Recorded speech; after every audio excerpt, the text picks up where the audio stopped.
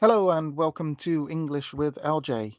I create content that is designed to help you improve your English and take you to the next level, regardless of what level that might be, whether it's A1, B1, or even C1.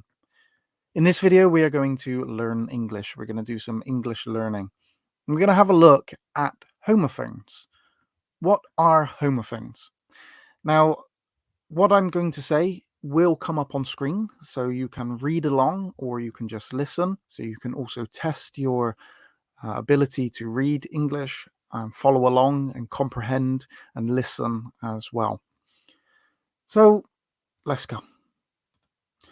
A homophone is a linguistic term that refers to two or more words that are pronounced the same way or have very similar sounds, but have different meanings and often different spellings.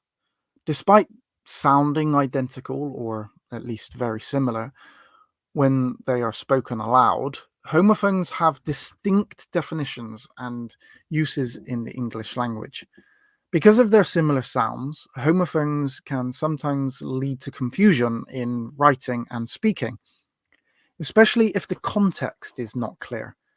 So it's important to understand the correct meanings and spellings of homophones in order to communicate effectively. So we're going to have a look now at some homophones that are some of the most common ones in English, and you'll see basically what a homophone actually is. So flower. So the word flower is means two different things, and it's spelt two different ways. So we have the first one, which is flour, which it refers to ground wheat used in baking. But we also have flower as in a blooming plant. So here we have flour that refers to what you would utilize in baking. And we also have flower, or in this case, flowers, plural. But you can just have a single flower. The pronunciation is exactly the same, flower, but they are spelt different and they have two different meanings. So you need to understand the context of what of how that is being used. So why don't you create a sentence that has flower, the two different meanings of the word flower? So show that you can actually utilize both in the English language. And then you can see the context and how that changes the meaning of the word flower and what it actually means. So we also have break. Now, here we have two different spellings, but they're said exactly the same. One is to separate into pieces, and the other is a device to stop a vehicle, like on a car or on a bike. So you have to break something. So this stick is broken, is to break the stick. But also here we have a brake disc and brake pads. So this is utilized to stop a car. So we have two different ways of using the word break that are spelt differently. Bare and bare. So the first one here is referred to being, say, naked or uncovered, and the second one is a large mammal. So we have bare, let's say Adam and Eve are bare, they are naked, their skin is bare, it's uncovered. But we also have a bear, as in this large brown bear. Right and right. So we have here we have um, this spelling at the top, Right. This actually has two different meanings. One is meaning it's correct, or it means that it's opposite to the um, to left, so it's the opposite of left, but it also means something is correct. And then you also have right to inscribe words, so we're writing English. And so here we have correct, this like a tick is correct. Then we also have right, as in where the arrow is pointing, something is to the right. And then we also have somebody doing writing, so he is to write something down. Here and here. So the first one is to perceive a sound. So you're listening to something, you hear a sound, but also here, as in this place, you are here. So here we have here to listen with your ears, but also, yes, you are in this place. This is where you are. It is here.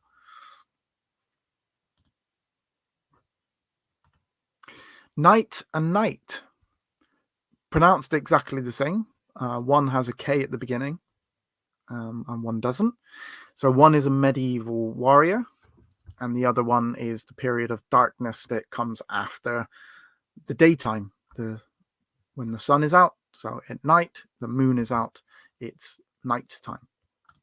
So we have a knight as an old-fashioned warrior with the armor, shield, and sword. But then we also have the night when the stars come out and the moon is out and it's dark. This is the night. Peace and peace. Again, spelt completely different, but said exactly the same, pronounced the same.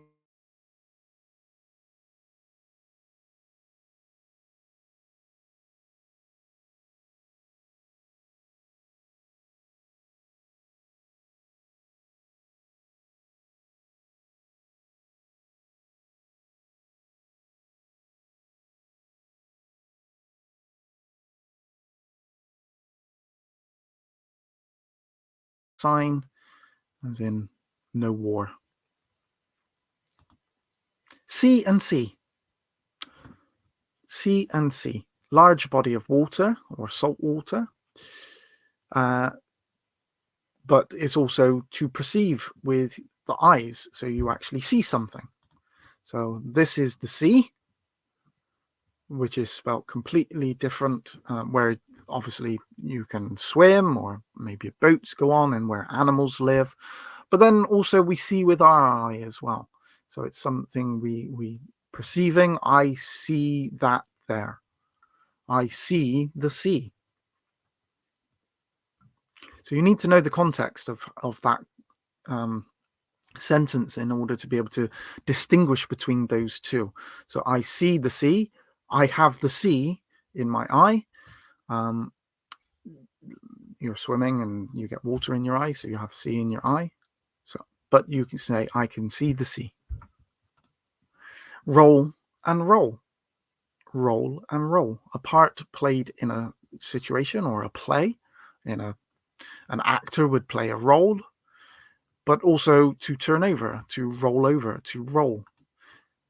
And I haven't got an image for that. But let's have a look at weather and weather. So there are two different weather and atmospheric conditions. So the weather, as in rain, sun, it's sunny, it's raining, snowing. This is the weather. But weather, which indicating a choice between alternatives. I don't know whether to go to Spain or to Portugal. Weather. I have a choice between Spain and Portugal, but I don't know which one to go to. So I don't know whether to go to Spain or Portugal. So we have